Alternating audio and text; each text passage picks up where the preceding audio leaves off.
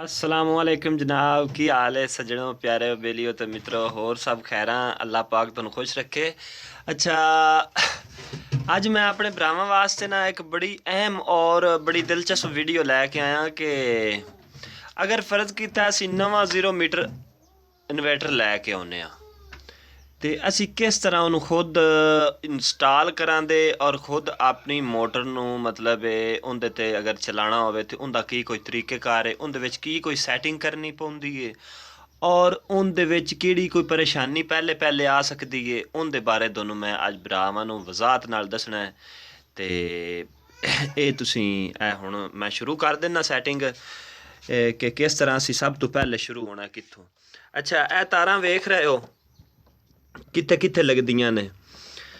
ਅੱਛਾ, ਜਿਹੜੀ ਇਹ ਨਾ ਇਹ ਸਾਈਡ ਤੇ ਜਮਾ ਤੇ ਮਨਫੀ ਲਿਖਿਆ ਆਇਆ, ਇਹ ਗਲਬਨ ਮੈਂ ਤੁਹਾਨੂੰ ਇੱਥੇ ਵਿਖਾਣਾ, ਇਹ ਜਮਾ ਤੇ ਮਨਫੀ ਹੈ, ਠੀਕ ਹੈ ਨਾ।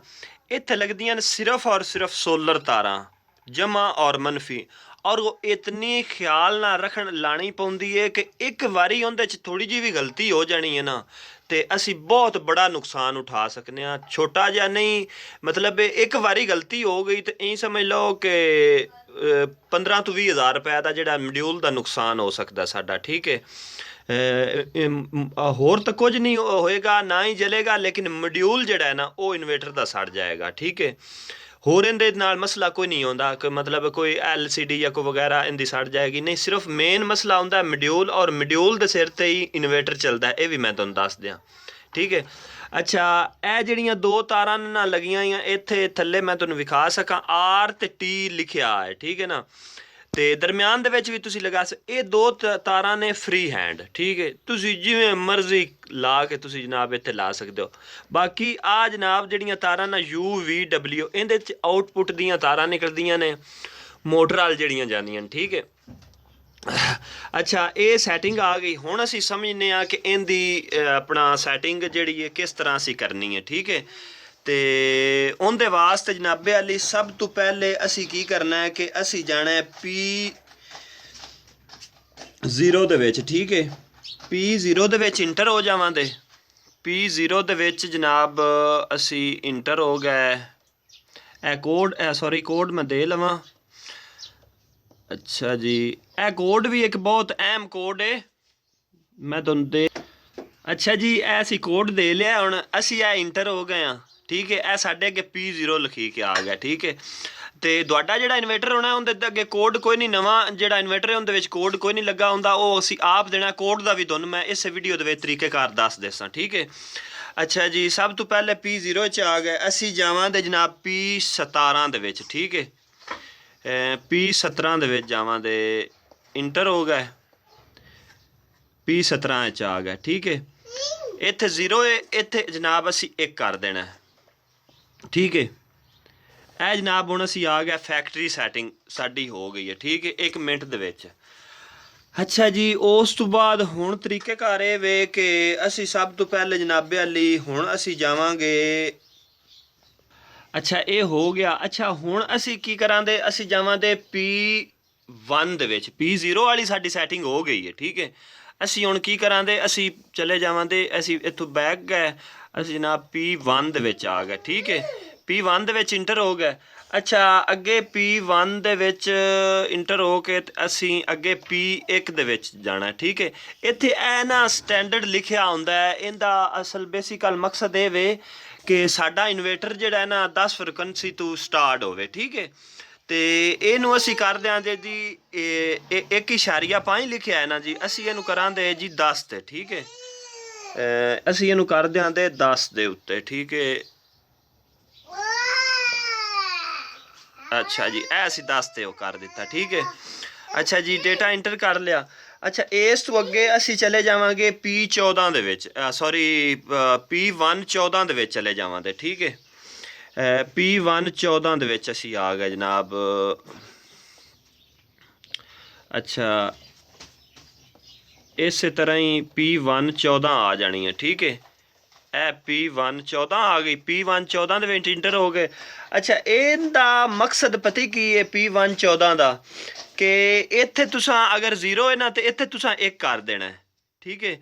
अगर ये करोगे तो उनका फायदा तुहानू बहुत ज़्यादा होएगा कि थोड़ी कल नू अगर फर्ज किया बदल शदल आ जाते हैं या कोई खुदा ना खास्ता कोई मसला बन जाता है, इन्वेटर ट्रिप हो जाता है, तो फिर ऐटोमैटिक जोड़ा है ना जी वो चल जाया करेगा। ठीक है, इनका ये फायदा है। ठीक है, इन भी असी ओके कर दिता जनाब, ये साडी सैटिंग सेफ हो गई। अच्छा जी, इस तो अगे असी जाना है जनाब, थोड़ा खुदा भला करे। अच्छा जी ब्रावो सजनों, अच्छा इस तो अगे जावांगे असी P7 च। ठीक है, P7 च बैक आ गया, P7 चलिया जाना है। ठीक है, P7 का जोड़ा मैं तुहानू दस्सिया सी ना कि असी कोड इन लाना है। ठीक है, P7 आ गया, यह 5 नंबरों का कोड होंगे। ठीक है, मैं लाया इत्थे 1-1। अच्छा जी, तुसां भी इस तरह 1-1 मंडी जाना है। इनका बहुत ज़्यादा फायदा है कि थोड़ी सैटिंग कोई बंदा छेड़ छाड़ नहीं सकता। उनदे विच कि थोड़ी अगर सैटिंग एक बारी सेव होंदी है, तुसी खुद उन्हें सैट कर सकते हो। कोई होर बंदा विच कोई खराबी या कोई थोड़ी इजाजत तो बगैर नहीं हिला सकता। ठीक है, अच्छा ये भी असी सैटिंग सेव कर ली। ठीक है, उस तो बाद गल आ जाती है कि जनाब PB की जी सैटिंग है ना जी, वो आ जाती है। ठीक है, अच्छा जी PBH असी आ गए, PBH ये हूँ आखिरी सैटिंग है। एक इस तो अगे शायद P2 की भी हो थोड़ी जी, वो भी तुहानू मैं उनकी वजाहत दस दसा। PB की सैटिंग आ गया। ठीक है, PB चलिया जाना। ठीक है जी, PBH बरा आ गए।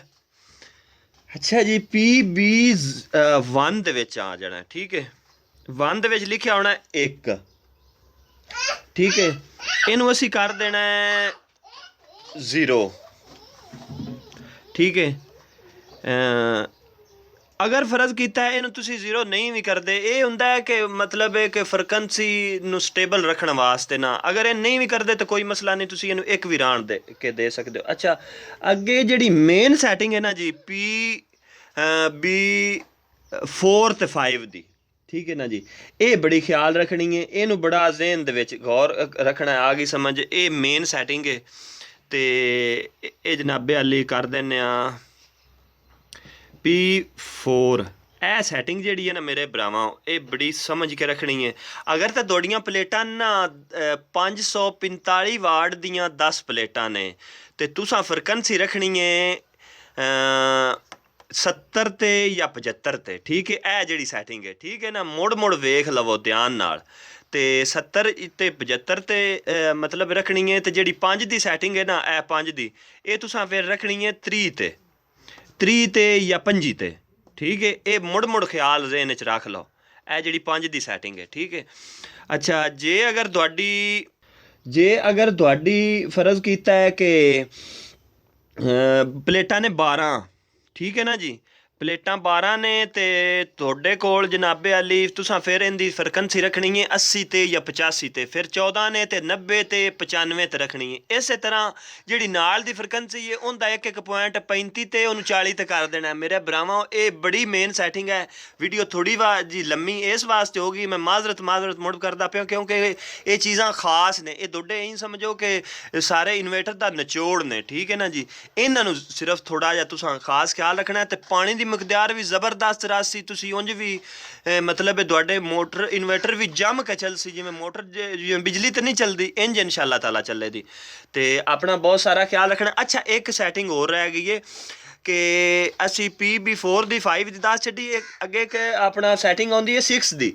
ठीक है ना जी, ए 6 की सैटिंग है। ठीक है, इनू एक कर देना है। जे अगर थोड़ी फर्ज किया फ्रिक्वेंसी थल्ले नहीं ना आ रही, 0 अपना 10 12 15 ते आके रुक जाती है, तो तुसें इनू 0 कर देना। तो इंशाअल्लाह ताला वो जनाब जिथे हुई उत्थे थल्ले आ जासी। तो जे अगर इत्थे 0 होवे तो तुसें 1 कर देना। ठीक है, यही सैटिंग है। तो इस तो इलावा अगे एक छोटी जी होर सैटिंग है कि जी 7 की है वो 130 है, इन तुसां 50 कर देना। ठीक है, 150 ते कर देना। बस ए सैटिंग है, ये मुड़ मुड़ ख्याल रख लिया जे, इंशाअल्लाह तुहाडा इन्वेटर इंज ना फुल्लां रीत चलेगा, ना ही कोई मोटर नू मसला बनेगा, ना ही कोई परेशानी आएगी।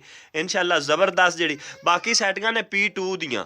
ठीक है, वो तुसां उंज ही रखनियां ने, उनका कोई नहीं मसला। आ गई समझ, वो जिस हिसाब चैन ना वो तकरीबन जड़ियां ना उस हिसाब ही तुसां लई आउणियां ने। यह फ्रिक्वेंसी आ गई, मैं तुहानूं इनते थोड़ा बारे दस चढ़ना। ए किलो वाट है, ਇਹ ਫ੍ਰੀਕੁਐਂਸੀ ਹੈ, ਇਹ RPM ਨੇ, ਇਹ ਜਨਾਬੇ ਅਲੀ 300 ਵੋਲਟ ਨੇ, ਇਹ ਇਹਦੇ ਅੰਪੇਅਰ ਨੇ, ਠੀਕ ਹੈ ਨਾ। ਬਾਕੀ ਇਹਨੂੰ ਇਸੇ ਤਰ੍ਹਾਂ ਹੀ ਰਾਣ ਦੇਣਾ, ਅਸੀਂ ਨਹੀਂ ਛੇੜਨਾ। ਇਹ ਨਵੇਂ 0 ਮੀਟਰ ਇਨਵੇਟਰ ਦੀ ਜਿਹੜਾ ਹੈ ਨਾ ਜੀ, ਇਹ ਤਰੀਕੇਕਾਰ ਕਿਸ ਤਰ੍ਹਾਂ ਅਸੀਂ ਉਹਨੂੰ ਹੈਂਡਲ ਕਰਕੇ ਤੇ ਉਹਦਾ ਤਰੀਕੇਕਾਰ ਬਣਾ ਸਕਨੇ ਆ, ਆਪ ਖੁਦ ਉਹਨੂੰ ਚਲਾ ਸਕਨੇ ਆ। ਕਿਸੇ ਮਕੈਨਿਕ ਦੀ ਜ਼ਰੂਰਤ ਨਹੀਂ, ਕਿਸੇ ਚੀਜ਼ ਦੀ ਜ਼ਰੂਰਤ ਨਹੀਂ ਜਨਾਬ, ਤੁਸੀਂ ਖੁਦ ਚਲਾ ਸਕਦੇ ਹੋ। ਤੇ ਬਾਕੀ ਸਾਡੀ ਕੋਈ ਹੈਲਪ ਦੀ ਜ਼ਰੂਰਤ ਹੋਵੇ, ਡਿਸਕ੍ਰਿਪਸ਼ਨ ਦੇ ਵਿੱਚ ਮੈਂ ਆਪਣਾ ਨੰਬਰ ਦੇ ਛੱਡਿਆ, ਮੈਂ ਇਨਸ਼ਾਅੱਲਾ ਫ੍ਰੀ ਭਰਾਵਾਂ ਨੂੰ ਦੱਸਾਂ ਦਾ। ਆਪਣਾ ਬਹੁਤ ਸਾਰਾ ਖਿਆਲ ਰੱਖਣਾ ਹੈ ਤੇ ਅੱਲਾ ਤੁਹਾਨੂੰ ਖੁਸ਼ ਰੱਖੇ। ਤੇ ਸਾਡੇ ਹੱਕ ਜਿਹੜਾ ਹੈ ਹੋ ਸਕੇ ਤੇ ਸਾਨੂੰ ਸਬਸਕ੍ਰਾਈਬ ਕਰ ਦੇਣਾ, ਨਾ ਹੋ ਸਕੇ ਤੇ ਦੁਆ ਜ਼ਰੂਰ ਕਰਨੀ ਹੈ। ਤੇ ਸਾਡੇ ਹੱਕ ਦੁਆਵਾਂ ਦੀ ਮੈਂ ਮੁੜ ਦੱਸਣਾ ਕਿ ਬਹੁਤ ਜ਼ਿਆਦਾ ਦਰਖਾਸਤ ਹੈ। ਅੱਲਾ ਦੀ ਜ਼ਾਤ ਤੁਹਾਨੂੰ ਖੁਸ਼ ਰੱਖੇ। ਬਹੁਤ ਮਿਹਰਬਾਨੀ, ਸ਼ੁਕਰੀਆ।